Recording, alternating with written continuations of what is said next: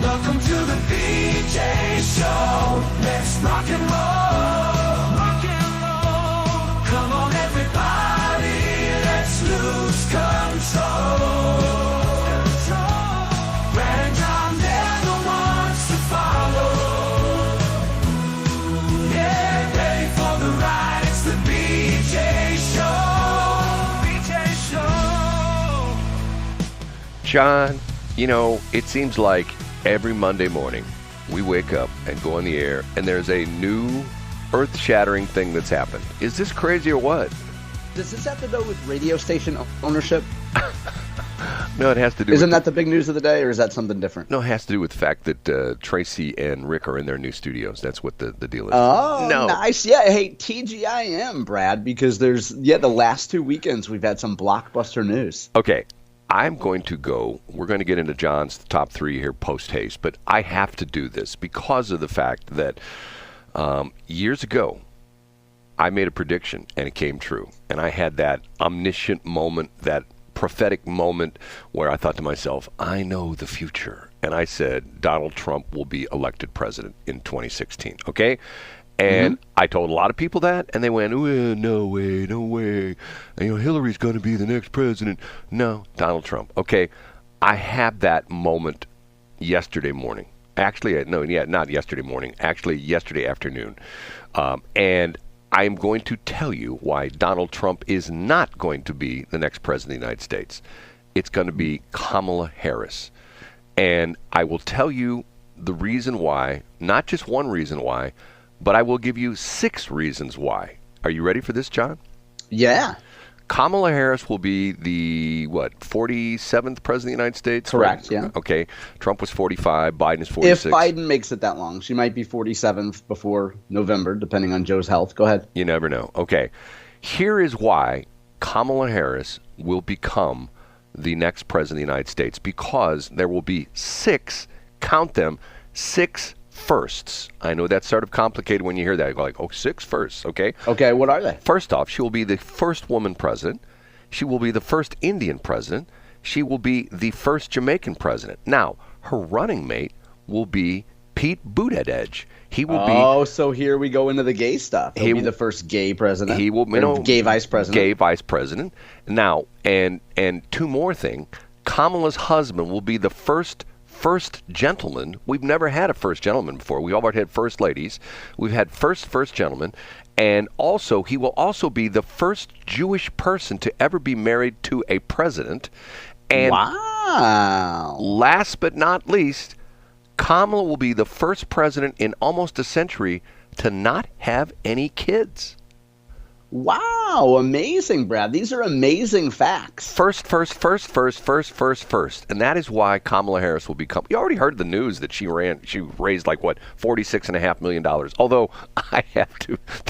If you heard the top of the hour newscast with Fox, once again, I hear these things and I go, come on, give me a break.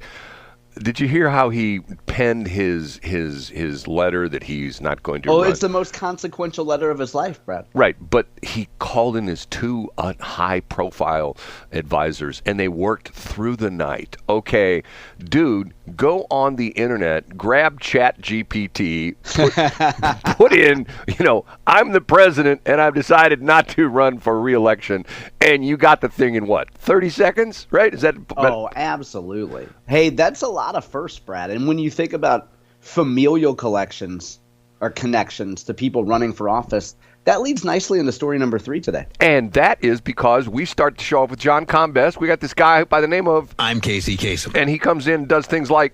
We're on our way to the number 1... And he says things like... And here they are. And he says things like... Now on with the countdown. And then he gets down to business. In 3rd place... A wild story from O'Fallon, Brad, and it involves a benevolent and loving mother-in-law. Did you hear the story, Brad? I did not. Now, this is O'Fallon, Missouri. Do you know where I'm going with this? This is O'Fallon, Missouri? Yes, O'Fallon, Missouri. So it's a follow-up to the Justin Hicks, Max Calfo conundrum, brouhaha, rivalry. We've talked over the last few months, Brad. We first talked about it in March, about Max Calfo versus the incumbent state representative Justin Hicks in a state rep district that's out in West St. Charles County. So I believe the district also includes Lake St. Louis. And Brad, something broke over the weekend. I have a link to this up on Saturday morning. As it turns out, the mother-in-law of State Representative Justin Hicks, who just announced 2 weeks ago that he's no longer running for Congress, but Justin Hicks' mother-in-law, according to police, has admitted to calling the child, okay, and I want to be sure that we're very careful about how we say all this, Brad. O'Fallon police say that Lizzie Sparks, who is Justin Hicks' mother-in-law, called the child abuse and neglect hotline in April to make a false claim that Max Calfo had sexually assaulted her daughter. What? Now, there's a problem with this story, Brad. You want to hear how I guess Elizabeth Sparks was Now, identified. Go ahead. Hold on a minute. Let me. I got to sort of map this out in my mind. Okay. Yeah. Justin Hicks is a state rep. Correct. His mother-in-law, which would be his wife's mother, correct? Correct. Yep. Called the child protection line? Child abuse and neglect hotline in April. And this is, by the way, back when so they were still rivals, but I believe that Representative Hicks had already announced that he was going to be running. He had already announced he was running for Congress. But Max Calfo was the guy that said, hey, Justin Hicks has an arrest for, has paperwork on him for domestic abuse. Justin Hicks is exaggerating his military record. So those two guys have beef. So go ahead, Brad. Okay, so his mother-in-law reports the fact that at that point in time, his opponent in the his rival, his former rival in the state rep race, yeah, sexually assaulted her daughter at Liberty High School. Now, Max Calfo is a substitute teacher at a few different districts, but here's the problem, Brad. Allegedly, Miss Sparks dialed this in. Her daughter doesn't even go to Liberty High School and was not one of Max Calfo's students anywhere. So police say that they have matched up her voice, and I'll be careful how I say this here because I want to make sure I get it right. According to police, the phone number and voice recording left on the hotline belonged to Sparks. Now, this piece is from the Post-Dispatch. It was brought to us by Ethan Colbert from the Post-Dispatch, or maybe it's Ethan Colbert from the Post-Dispatch. Miss Sparks chases first-degree harassment, a felony, and filing a false report, which is a misdemeanor offense. We should note too, Brad, so I didn't know this till I read the article, but apparently Lizzie Sparks worked with the Jamie Allman show on The Patriot, and she also works with, I believe she either currently or used to work with Vic Faust when Vic Faust did his Cancel This podcast. Maybe she may be a co-host with him. I can't tell from this piece. And so now you've talked about Koslow before, who is the opponent of Mike Koslow is the opponent of Max Calfo in this state rep race. So anyway, Brad, I would suggest folks go to the piece that I linked on Saturday. It is just a wild story. Okay, now, is she related to the guy who's running for, state rep out in... No, I don't believe she's related to Justin Sparks, who is a state representative out in the Wildwood area. I don't believe she has any relation to him. And he's the guy who's the ex-cop, isn't he? Correct, yeah. That's an entirely different district and thing. Okay, go ahead, Brad. This whole crazy thing, first off, the Calfo-Koslow thing just sounds like somebody made that. And once again, nothing against the guy's name, but when you have a name like Koslow, you should own a bunch of discount stores. Hi. Right next to Ali's Bargain Bin. You should be able to go there. Yeah. Yeah. Hey, my name is Koslow, so the costs are low. That kind of a thing. So this is so bizarre. Yeah, and here's the amazing thing to me. So I don't know Max Calfo. I don't know Justin Hicks. I don't know the players that are involved in this. I will say this, though, Brad. From the beginning, when Max Calfo was criticizing Justin Hicks' military record, it seemed to me to be a little bit petty. I mean, I think we know that people who are either in the military or in the corporate world or whatever tend to exaggerate their resumes. And military guys have been known to do that as well. And I thought it was pretty petty that Max Calfo would bring up the restraining order from when Justin Hicks was a teenager. So in my mind, Max Calfo was not exactly a sympathetic figure.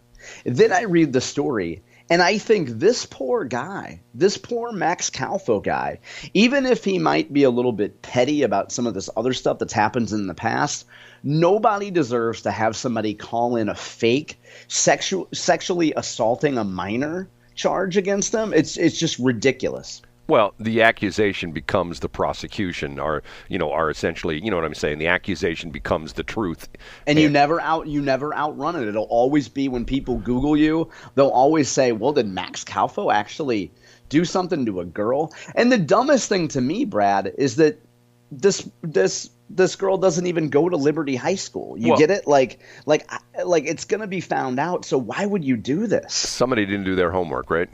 Yeah. So it's just, I'm sure we'll hear more about it. And also, you would appreciate this, Brad. Apparently, Lizzie Sparks has retained Tim Lomar, he was a former prosecutor, right, in St. Charles County. Right. So I don't know. I mean, she's got good legal representation. I think we would all say that Tim Lomar is a pretty good lawyer. So I don't know what her defense is going to be other than I don't know. It's just this is really sad, Brad. Politics is a blood sport. I mean, let's be honest. Yeah. It's to the point where, I mean, God, look, even like on the governor's race, we got this, the people come out. That Ashcroft, he's not a real engineer. He's not on the professional registry. It's like, okay, whatever. There's been some pettiness in the governor's race, Brad, and that happens to be our next story. It's amazing how I knew that. Up a notch to number 2. 2 volleys back and forth, Brad. There's one of my favorite visuals is on This Week in Missouri Politics on the midweek update. Scott Fawn has the Spider-Man meme, where like the 3 Spider-Men are all pointing at each other. And he and his team in Kelton and Jared have replaced folks with Eigel and Ashcroft and Kehoe all pointing at each other. 2 things came out over the weekend, Brad. Excuse me. The first thing is on Saturday, I linked to an interview that actually took place on Thursday on Pete Mundo's show. Pete had a conversation with Jay Ashcroft, and they were chatting about the Republican National Convention. And then about halfway through the interview, and I actually listened to the whole thing this time, which sometimes it's a chore to get through a full interview with these candidates. But Jay Ashcroft said that Bill Eigel didn't actually even vote for Donald Trump at the Republican National Convention. In other words, Jay is saying Jay and Bill Eigel were both delegates at the National Convention. And Jay says that Bill Eigel wasn't even on the floor to cast a vote for Donald Trump. So if that's true, first of all, I hate to be this way, but who cares? Like, anybody that thinks that Bill Eigel isn't Donald Trump supporter, that's pretty silly. And then we can get back to that in a minute if you want to, Brad. But also in the governor's race, the Missouri Independent had a piece up yesterday. I linked to it yesterday. The Kehoe campaign is using a bus that's owned by a lobbyist. I read that story. It's pretty interesting. Yeah. So and the contribution is listed as an in-kind contribution from Mike Kehoe himself for $25,000 to his campaign to use the bus. His campaign says that he didn't want to use contributors' money to do the bus. The rub here, Brad, is that there's a former state rep named Jewell Patek who used to he was a state rep in his 20s and then got out of the legislature, which is a brilliant idea. And he's been a lobbyist for Smithfield Foods since 2007, okay? Or since 2007 when they were an American company. In 2013, they were purchased by the Chinese. So the rub now is that Kehoe is technically on a bus that is owned by a guy, and Jewell has 44 at last count, according to the Missouri Independent, has 44 clients. One of them is Smithfield Foods. So that's the connection between China and Mike Kehoe in this regard. Okay, here's what I don't understand about the whole story, and it does have some odorous content to it. It's like, okay, this is some crazy weird stuff. Mike Kehoe came out of the car business, okay? He originally worked for Dave Sinclair, then he went down and ran Osage Vans and Osage Ambulance down in Lynn, Missouri, I believe it is. And then he was a very successful car dealer in the Jefferson, Columbia area, okay? So I think think his dealership still hold his name, or if I'm not mistaken. Okay. Don't you think he'd have a line on some vehicles rather than have to lease it from this dude? Don't you think that he could go to the Mannheim auction and go like, I'm bidding $25,000 on that party bus. You know what I'm saying? I don't. But here's my pushback on that, Brad. Apparently, this bus is about 25 years old. Yeah. So if I'm Mike Kehoe, I don't want to be riding around in a 2024 shiny new, brand spanking new model when I'm the guy that's raised the most money, when everybody is calling me a friend of lobbyists, when everybody says I'm the swamp. I want to ride around on something that's about 25 years old. Well, that's what I'm saying. He should go to like the Mannheim auction and buy something, buy an old party bus or something like that. I mean, I get what you're saying. Okay, I thought you were saying he would have dibs on a better vehicle. No. I mean, this is his industry. He could pick up the phone probably to this day and call, 2 or 3 wholesalers. Hey, this is what I'm looking for. I don't want to look too ostentatious, but at the same point in time, I want something that runs and I want something that's comfortable for my staff and my wife and stuff like that. What you got? And probably within 24 hours there'll be something delivered to his doorstep. You know what I mean? I do know. And when you talk about something that's not running though, Brad, that leads nicely into story number 1. I thought you were not running being one of my cars. Okay, let's story number 1. The number 1. Well, the big news yesterday, Brad, we'll all remember where we were when we heard about the assassination attempt. We'll all remember where we were when we heard about Kamala. Joe Biden has capitulated. He has given in. He has been pushed out of the race for president.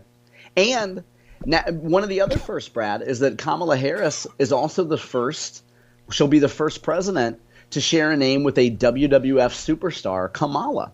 But yes, Brad, and I would just point to, I have a handful of stories up this morning.